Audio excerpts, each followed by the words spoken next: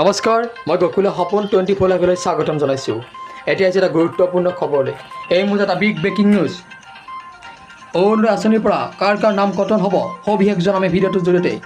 অৰুণোদয়ক লৈ মুখ্যমন্ত্ৰীৰ বৃহৎ ঘোষণা। 7 জুনৰ পৰা আৰম্ভ হ'ব অৰুণোদয় মাহ। নতুনকৈ চাকৰি পোৱা পৰিয়ালৰ লোকে এৰিব লাগিব অৰুণোদয়। 20,000 NCC কেডেটে ঘৰে ঘৰে চলাব অভিযান। অৰুণোদয় আঁচনিত নতুনকৈ সন্নিৱিষ্ট হ'ব বহু দুখীয়া পৰিয়ালৰ নাম। 20,000 NCC কেডেটেই প্ৰতিঘৰে ঘৰত গৈ অনুসন্ধান চলাব। পাব নলগীয়া ব্যক্তিয়েই অৰুণোদয় পালেই কৰ্তন হ'ব নাম। মুখ্যমন্ত্ৰী হিমন্ত বিশ্ব শৰ্মাৰ বৃহৎ ঘোষণা। 7 জুনৰ পৰা আৰম্ভ হ'ব অৰুণোদয় মাহ।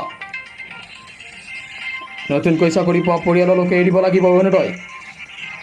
অৰুণোদয় আঁচনিত নতুনকৈ সন্নিৱিষ্ট হ'ব বহু দুখীয়া পৰিয়ালৰ নাম।